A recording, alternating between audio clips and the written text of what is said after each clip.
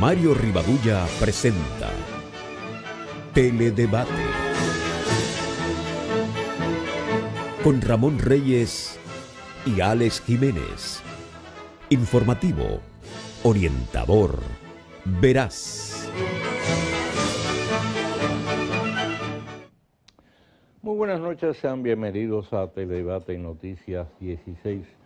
Estamos llegando a toda la teleaudiencia nacional a través de este canal y los canales 16 de Tricón, 17 de Win Telecom, 18 de Claro y una amplia red de 35 telecables en el interior del país. Recuerden que pueden dar seguimiento a Teledebate a través de Twitter, de Facebook y de YouTube. El pensamiento de hoy: el saber y la razón hablan, la ignorancia y el error gritan. Hoy en la historia, 12 de octubre de 1951, fallece en Santo Domingo un dominicano de los más elevados méritos. Rafael María Moscoso Puello fue naturalista, botánico, educador, profesor de la Universidad de Santo Domingo y director del Instituto Botánico. Fue el primer dominicano que realizó estudios completos sobre la flora nacional. Sus intensos trabajos de investigación lo llevaron a explorar Pico Diego do Campo, San José de las Matas, la línea noroeste, el Morro de Montecristi y Santo Domingo. Escribió obras sobre geografía, zoología e historia natural. Fue investido doctor honoris causa por la Universidad de Santo Domingo. Para honrar su memoria y notable labor, el Jardín Botánico Nacional lleva su nombre.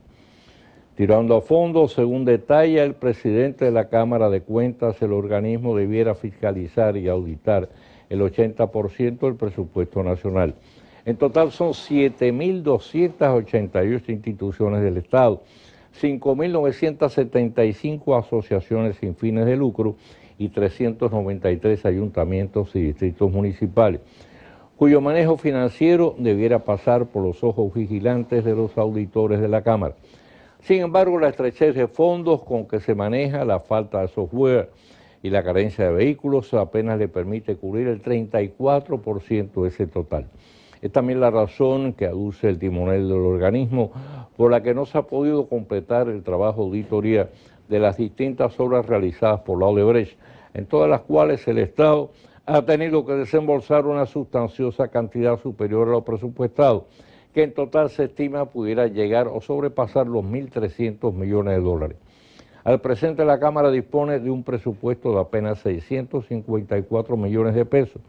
Con sobrada razón, el senador monteplateño Charlie Mariotti la califica de entidad indigente al promover un proyecto de ley que busca modificar la legislación que rige sus funciones, afirmando que la misma debiera disponer al menos de entre 1.000 y 1.200 millones de pesos de presupuesto. Responsabilidad y coraje evidencia la declaración pública del destacado periodista y diplomático César Medina al hacer de conocimiento público el delicado quebranto de salud que le ha sido diagnosticado y por el cual será sometido a un intensivo tratamiento médico por espacio de 8 semanas en los Estados Unidos, donde se encuentra en compañía de sus hijos, quienes le brindan soporte afectivo. Él pide que no se especule ni elaboren juicios sin fundamento sobre su estado de salud, ni la evolución del tratamiento que recibirá. Tan solo agradece, oren por su recuperación. Desde aquí nuestro saludo solidario, buenos deseos y sinceras plegarias. Según la esposa y presunta viuda del sicario Quirinito, este habría fallecido el 5 de julio en su domicilio, tal como hizo constar además en la oficialía civil que registró su deceso. Pero sin embargo ignora quién se llevó los restos y dónde estarían sepultados. Se trata del más singular y extraño caso de total indiferencia y desconocimiento por parte de la que se esperaba fuese compungida viuda. Y más que merecido el reconocimiento otorgado a la línea aérea Pagua por el primer ministro de San Martín, una de las Antillas Menores, que sufrió con mayor fuerza el paso destructivo de los huracanes Irma y María. Los vuelos humanitarios que llevaron a cabo transportando agua y alimentos resultaron una ayuda inapreciable para sus habitantes, entre los cuales figuraban no pocos dominicanos. Y desafiando todos los pronósticos, los increíbles Yankees de Nueva York, el más notable y victorioso equipo de béisbol en la historia de las grandes ligas, se sobrepuso a la desventaja de los favoritos indios, a quienes se daba y se consideraban seguros triunfadores, para obtener una victoria espectacular al obtener la misma en 3 juegos consecutivos. Una vez más queda demostrado que, como decía el inolvidable Yogi Berra, el partido no termina hasta que no finaliza. Pero además envía una señal muy positiva, la de mantener vivo el espíritu de lucha y no darse jamás por vencido. Y ayer, con motivo de celebrarse el Día Internacional del Niño, la representación local del Fondo de las Naciones Unidas para la Infancia, UNICEF, en el curso de una rueda de prensa, dio a conocer un dato estremecedor. Más de 1 millón de niños y adolescentes en el Caribe y América Latina son víctimas de violencia sexual. 1 de cada 4 contrae matrimonio antes de los 18 años. Y seguimos siendo la segunda región del mundo con una tasa más elevada de embarazo prematuro. Es posible que si nos guiamos por nuestros propios índices, esas cifras se queden muy por debajo de las reales. Otros datos adicionales: 1 de cada 4 adolescentes vive en áreas rurales en situación de extrema pobreza, no asiste a la escuela y se dedica a los quehaceres domésticos. Mientras tanto, agregamos nosotros, proliferan la corrupción pública y privada, el narcotráfico y consumo de drogas, así como el crimen organizado.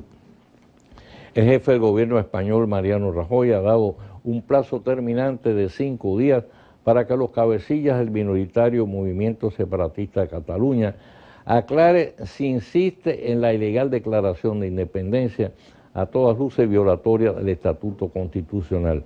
A despecho de algunas críticas recibidas por su aplicación de las normas jurídicas, lo cierto es que Rajoy ha mostrado gran firmeza para salvar la integridad del Estado y, tal como advirtió, imponer una independencia que pocos quieren y a nadie conviene. Y no deja de ser preocupante el señalamiento que hacen ejecutivos de la empresa Soventix de que trabas burocráticas se están retrasando la instalación de la segunda fase de la instalación, valga la redundancia, de la planta Monte Plata Solar. La misma conlleva una inversión de 50 millones de dólares y agregará 30 megavatios al sistema eléctrico nacional de energía limpia, a través de la cual suplirá las necesidades de unos 30.000 hogares y evitará la emisión de unas 35.000 toneladas de CO2 a la atmósfera. La empresa revela que desde hace 11 meses tiene en almacenes del puerto de Jaina miles de paneles, por los cuales deben pagar un alquiler de $25.000 mensuales, a la espera de los permisos que deben emitir la Superintendencia de Electricidad y la Comisión Nacional de Energía. Sin que en modo alguno implique violar las normas y requerimientos legales, es preciso facilitar y agilizar al máximo posible la instalación de proyectos que contribuyen a elevar el parque energético nacional, principalmente en base a energía no contaminante.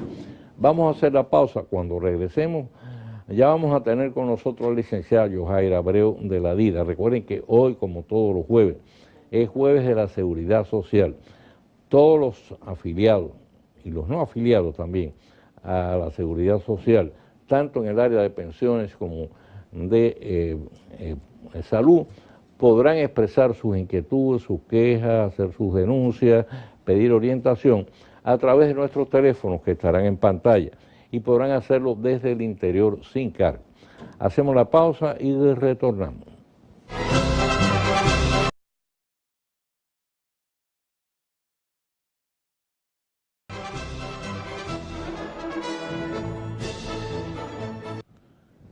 Bien, pues ya tenemos aquí a la DIDA, Yojair Abreu. Los teléfonos, a ver si nos lo ponen en pantalla, por favor, para que los amigos televidentes puedan llamar si tienen algún interés en alguna queja, alguna denuncia, pedir alguna información, y podrán hacerlo ahí desde el interior sin cargo.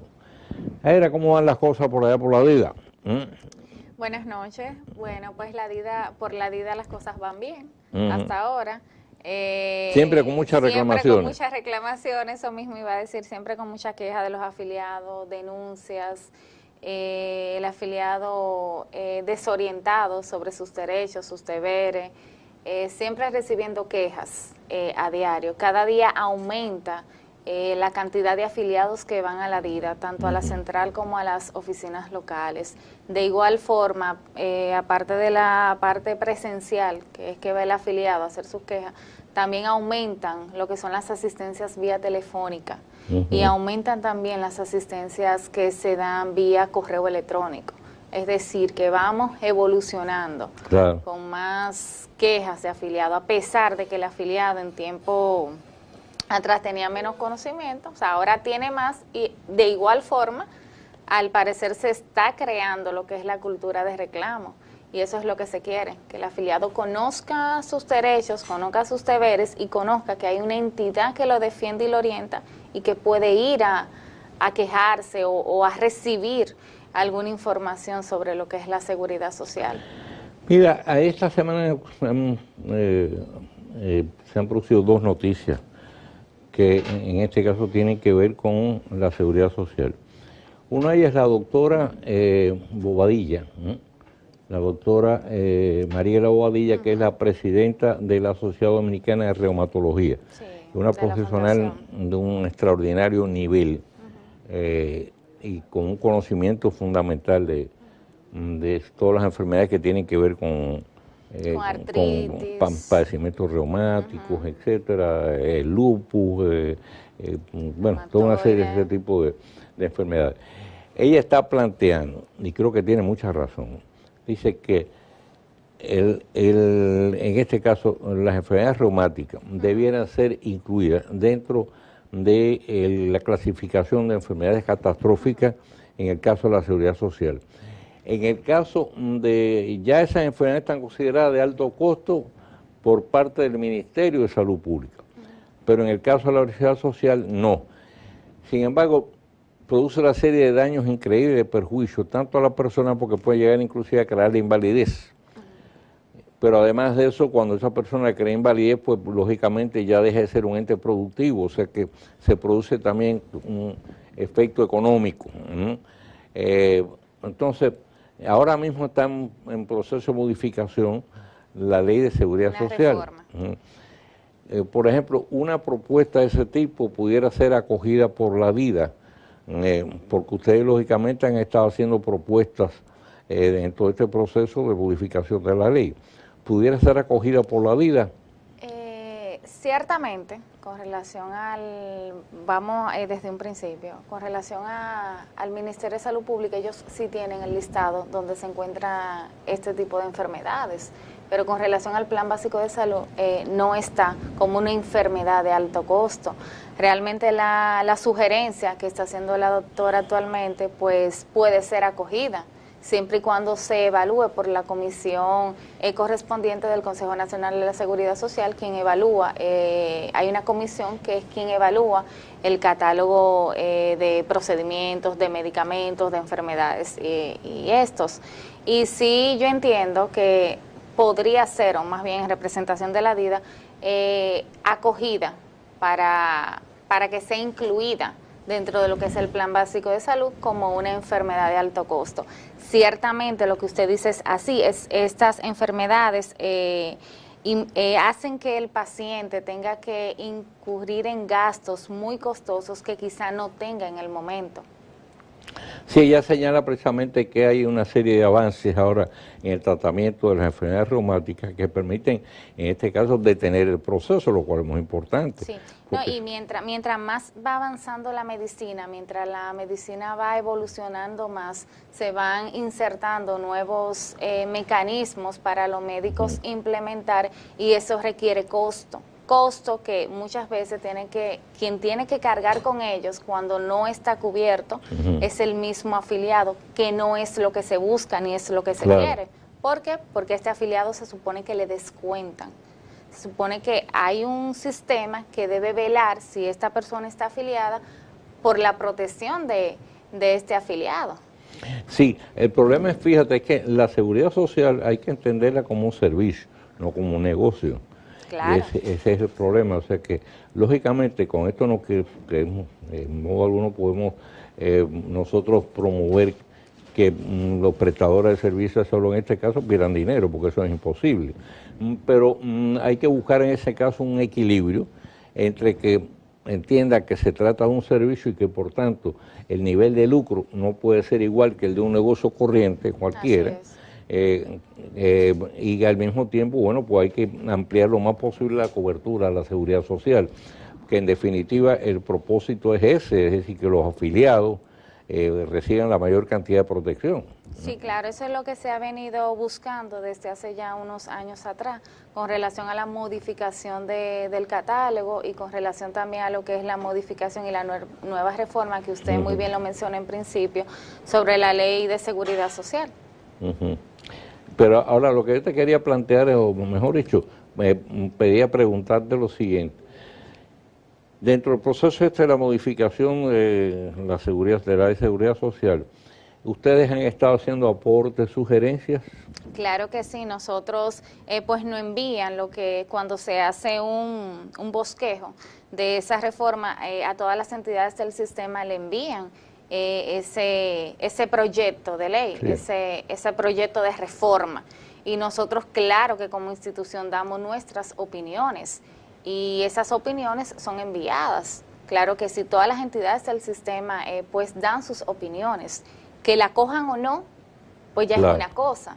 Que sea favorable o no al sistema, pues ya es otra. Pero las opiniones que mayormente nosotros como institución pues suministramos y brindamos y damos es siempre en beneficio de los afiliados. Tú estabas señalando hace un momento que es el Consejo de la Seguridad Social el que tiene en este caso que acoger ese tipo de planteamientos, evaluarlo y entonces lógicamente pues tomarlo en consideración a los efectos del proceso de modificación de la ley. Eso significaría que en este caso tú sugerirías, por ejemplo, que la doctora Bobadilla, como presidenta de la Sociedad Dominicana de Reumatología, haga un planteamiento de carácter formal dirigido al Consejo directamente. Bueno, en este caso la doctora Bobadilla lo hizo a nivel público. Eso ya es una sugerencia que llegó. No llegó de manera formal, pero llegó sí vía comunicación, por medios de comunicación, al Consejo Nacional de la Seguridad Social. Pero si la doctora Bobadilla quiere hacer una propuesta ante el Consejo, pues tiene todo el derecho de hacerlo. Igual, si quiere enviar una denuncia o enviar esa propuesta a la DIDA, de igual forma lo puede hacer y nosotros lo acogemos y lo canalizamos a través del Consejo Nacional de la Seguridad Social. O sea que tiene esas dos vías, o dirigirse directamente al Consejo, hacerlo, o en este caso dirigirse a través de la DIDA. Todo ciudadano, todo afiliado que tenga... Mira, tenemos una llamada. Ok. Buenas noches. Buenas. Buenas noches. Buenas noches. Ay, usted, ¿y quiénes son ahora? Adelante, le escuchamos. Se cayó la llamada. Equivocada. Decía que toda persona, todo ciudadano, todo afiliado que tenga, que quiera dar una propuesta, tiene el derecho de hacerlo. Puede ser canalizada a través de la DIDA, puede ir directamente al Consejo. Se escuchan, las propuestas se escuchan, se evalúan, se determina, favorece o no al sistema, se pueden acoger como no se pueden acoger.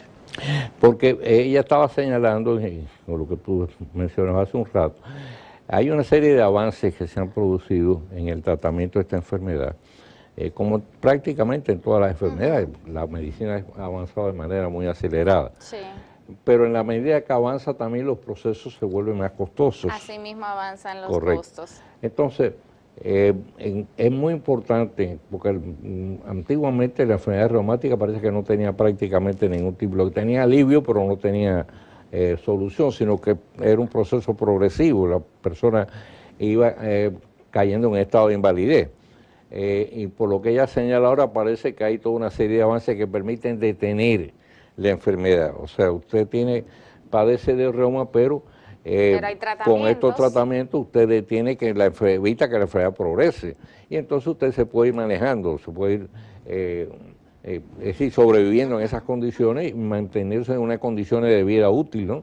Le ofrecerían esos tratamientos una vida más, sí, más pero larga. Como tú señalas, la mayoría de los pacientes pues no disponen de recursos para eso. Tendría que ser una persona que tenga ingresos muy elevados, sí. Pero la seguridad social, precisamente el objetivo era darle cobertura básicamente a gente que no dispone de recursos para atenderse en la medicina privada.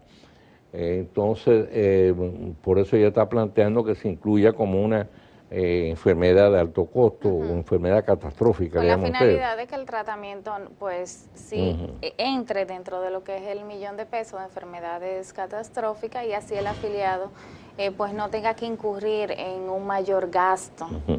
Bueno, semanas atrás se había planteado una situación un poco conflictiva con la DIDA, porque al parecer había un par de prestadoras de servicios de salud, de ARS, que estaban haciendo resistencia a darle cobertura de enfermedad catastrófica a una serie de, es decir, una serie de pacientes. Incluso llegaron al punto de presentarle un acto alguacil a la DIA para que la DIA se abstuviera, en este caso de darle información a los pacientes en el sentido de decirle que ese era su derecho, lo cual lógicamente iría contra la ley, porque la ley que crea la ley de seguridad social precisamente le atribuye a la DIDA esa función, es decir, defender al afiliado. Esa situación tenía entendido que ya se había superado, pero sin embargo hace un par de semanas, creo que estuvo aquí Suriaria, creo que fue, o la pasada semana, ella dijo que todavía se estaban dando casos de sanación. Sí, ciertamente fue así, la DIDA fue intimada, donde nuestra directora de la DIDA se pronunció a través de una rueda de prensa con relación a esa situación tan incómoda, pues que surgió, ¿por qué? Porque la DIDA es una entidad creada dentro del sistema y dentro de la misma ley con la finalidad de orientar, defender e informar a los afiliados. No nos podemos coartar de hacer lo que nos manda la misma ley. Y ciertamente con relación a eso, pues sí siguen, a pesar de que ha disminuido, pues aún continúan llegando a las reclamaciones de denegaciones con relación a enfermedades de alto costo, donde la misma resolución 375-02 pues plasma de que se le tiene que dar la cobertura al afiliado cuando es una enfermedad de alto costo, es decir, plasma lo que es la integralidad. Si es una enfermedad de alto costo, usted tiene que darle la cobertura al afiliado. La cobertura en este caso integral significa que cubre todo. Hasta la recuperación del paciente. Desde el principio hasta la desde recuperación el principio total. hasta la recuperación total del paciente. ¿Qué están haciendo algunas ARS? Pues que no están acogiendo lo que dice esa resolución y lo que hacen es que le deniegan la atención o la cobertura al paciente. El paciente va a la DIDA y hace esa reclamación. Vamos a hacer una pausa y cuando regresemos entonces vamos a ampliar, me vas a decir entonces qué tipo de sanción se aplica o cuál es la acción que emprende la DIDA y cuál es la reacción en este caso del Consejo. O mejor dicho, de la CISARRIL. Hacemos la pausa y regresamos.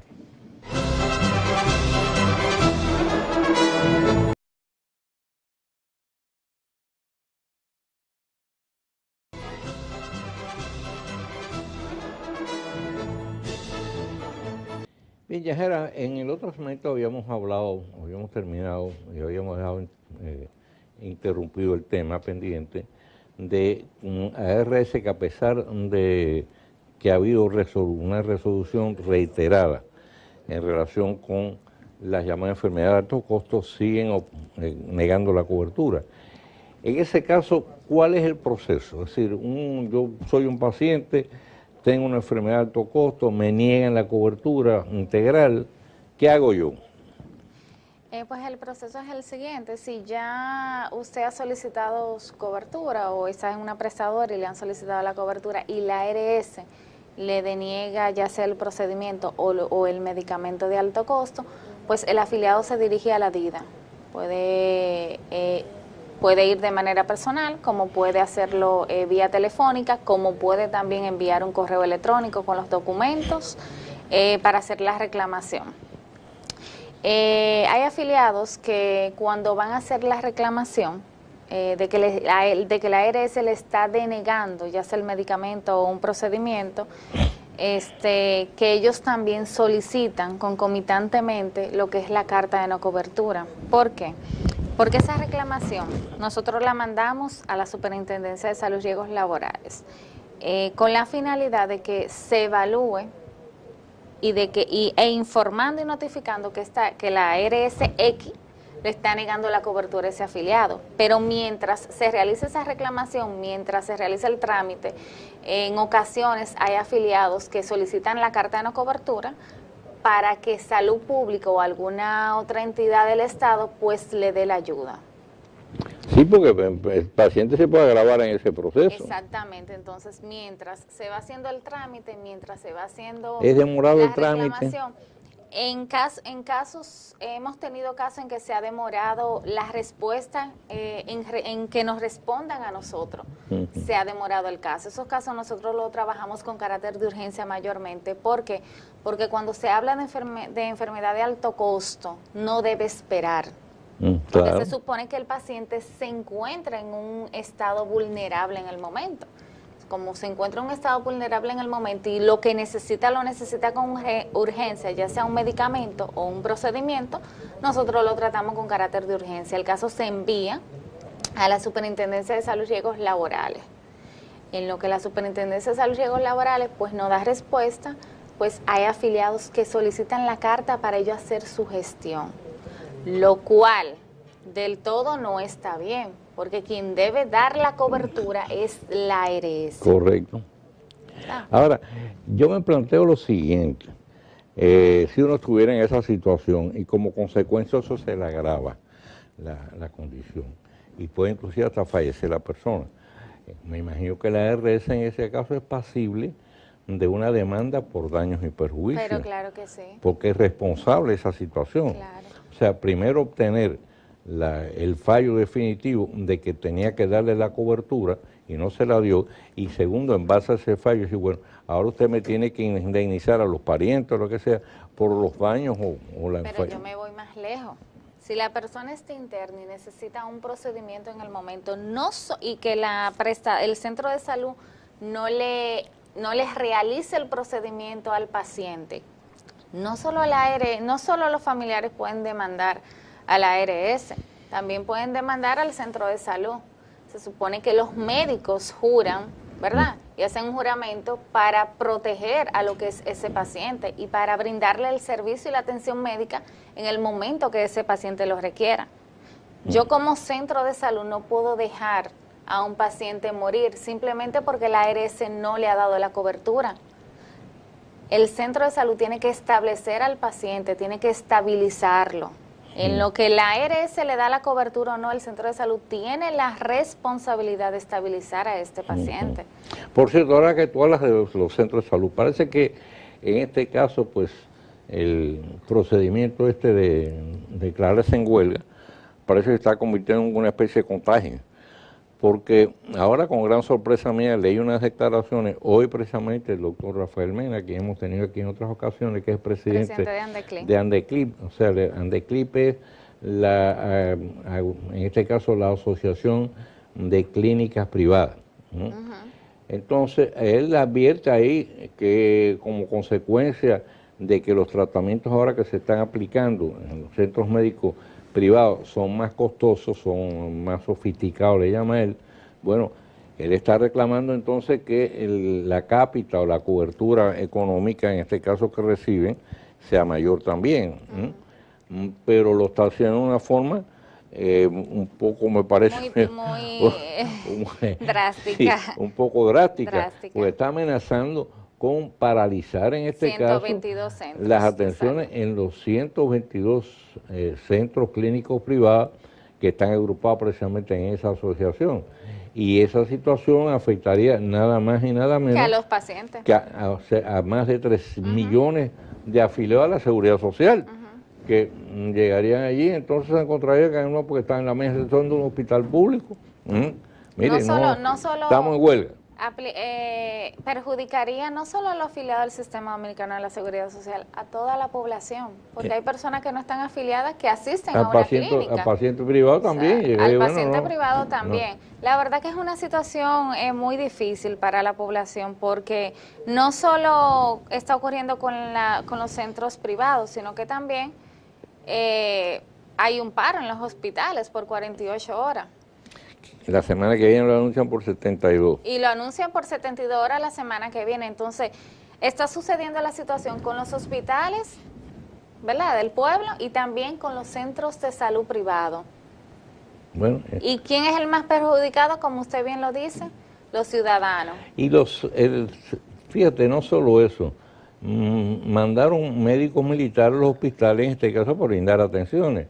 Pero le impidieron. Los que obligaron ellos a salir, dieran. les impidieron. O sea, cuando ellos fueron, según lo que informa la prensa y lo que sale en los periódicos, es que cuando los militares, los médicos militares fueron a dar la ayuda, la asistencia médica, los sacaron de los centros. No permitieron que ellos dieran la asistencia médica al paciente. Entonces, ¿a dónde vamos a llegar? Yo no sé, pero fíjate, yo he planteado aquí en otras ocasiones que hay dos áreas vitales de servicio que debían ser, a mi juicio, sagradas. Sagrada quiere decir, primero, sacar la política, que no haya política partidaria. Y en segundo lugar, que siempre esté garantizado el servicio. Es decir, que cualquier conflicto El servicio de salud se resuelva por vías de diálogo, o hasta por vía judicial, pero nunca paralizando en este caso los servicios. Y estamos hablando en este caso de la educación y de la salud, que son servicios fundamentales. Sin embargo, con frecuencia pues vemos ahí que cada vez que hay un conflicto amenazan con parar las escuelas y a veces las paran, las paralizan, y otras veces, bueno, porque la cuestión también de los hospitales, ya la pasada semana fue por 24 horas, esta semana ha sido por 48 que se vencen hoy a las 12 de la noche, ya están anunciando, sin haberse vencido para la semana que viene, un paro de 72, y cuando me imagino que se cumplan esos 72, bueno, pues harán si otro no llegan a un acuerdo, de 96, la semana completa, y Dios sabe qué tiempo, ¿no? Esa situación no puede. Es una situación muy sí, lamentable que perjudica bastante a la ciudadanía. Así mismo, es penoso la verdad que cuando uno ve las imágenes en la televisión o la fotografía en el periódico de la gente, pacientes pobres, yendo a los hospitales, y ve que le tienen que regresar otra vez sin que le den la cobertura necesaria. No solo eso, que hay hospitales que los pacientes hacen cita y duran muchos meses para conseguir su cita. Entonces, cuando van en ese momento en que hicieron paro, después de 3 meses que le pusieron la cita, no reciben el servicio. Sí. Tienen que esperar 3 meses más o 2 meses más, un tiempo más extenso para que lo puedan asistir. Estaba leyendo el caso nacional que se lleva 6 meses esperando por una cirugía electiva y entonces ahora no se la puede hacer. No le hicieron la cirugía. Bueno, vamos a ver si algún día enderezamos las cosas. Aira, muchas gracias por haber estado con nosotros. Salúdanos a la gente por allá, a todos, a la gente de la DIDA. Vamos a hacer la pausa y cuando regresemos volvemos con el tiro rápido de este día.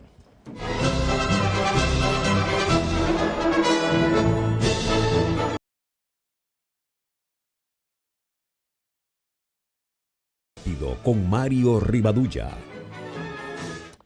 Pocos espectáculos más dramáticos y penosos que el de pacientes que acuden a hospitales públicos por razones de salud y tienen que devolverse sin ser atendidos porque tanto médicos como enfermeras se encuentran en huelga.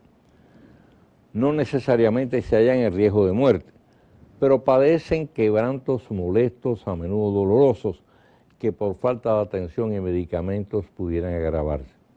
Algunos inclusive en procura de cirugías electivas, por las que han tenido que esperar semanas y un mes. Son gente provenientes de las capas más humildes de la población, sin recursos para poder acudir a consultas ni clínicas privadas. No pocos vienen de lugares distantes, y para más de uno el pago del pasaje representa un sacrificio económico. Aún no finalizadas las 48 horas de esta huelga, ya el presidente del Colegio Médico se ha apresurado en anunciar otra de 72 para la semana próxima. Y más aún, advierte que el movimiento tenderá a radicalizarse y llegar al punto de una paralización total de los hospitales públicos. Posiblemente nadie objeta el derecho que asiste a la clase médica de lograr mejoras salariales. Pero un médico no es un trabajador cualquiera, sino un obrero de la salud, cuya misión fundamental y sagrada es velar por los pacientes. No está ocurriendo así. Por el contrario, cada vez que se paralizan los hospitales, los pacientes quedan convertidos en cautivos y rehenes, con su salud en juego, tomados como elementos de presión. La directiva del gremio profesional acusa al gobierno de incumplir el pacto larga y trabajosamente discutido meses atrás al dejar de pagar el aumento salarial a unos 5.000 médicos. Pero al apelar a la huelga para sustentar sus reclamos, está violando ese mismo pacto en el cual se asumió el compromiso de tratar de dirimir los conflictos por vía del diálogo y sin afectar los servicios de salud. Algo parecido a lo que sucede con la Asociación Dominicana de Profesores, que con frecuencia parece olvidar que en el Pacto por la Educación asumió el compromiso de no perder una sola hora de docencia, un área en la que, al igual que la salud, todos los conflictos debieran solucionarse sin afectar tan vitales servicios. Es preciso suspender las huelgas y volver a retomar la vida del diálogo. Para ello se cuenta con los valiosos oficios de mediación de los doctores Julio Amado Castaño Guzmán y José Joaquín Puello y el padre Jesús Castro, rector de la Universidad Católica de Santo Domingo, quienes ya desempeñaron ese mismo papel durante el pasado proceso de discusión de los acuerdos a que arribaron el gobierno y el colegio médico. Ellos se han mostrado dispuestos a asumir ese mismo papel en la presente coyuntura. Es un ofrecimiento generoso al que aportarán largas jornadas de tiempo y esfuerzo en un empeño que por su importancia puede calificarse sin exageración de un inestimable servicio al país. De esperar sea acogido de inmediato y sin reservas. Mañana, si Dios quiere, estaremos de nuevo con ustedes en una nueva entrega de Teledebate en Noticias 16. Por nuestra parte, le deseamos a todos un feliz resto de la noche y les sugerimos que no se muevan de frente a sus televisores para que puedan seguir disfrutando de la programación de nuestro canal y posteriormente de la última entrega del informativo de Noticias 16, que lo vamos a mantener muy al día de todo lo que ocurre de importancia en nuestro país y en el resto del mundo. Mario Rivadulla presentó Teledebate con Ramón Reyes y Alex Jiménez. Informativo, orientador, veraz.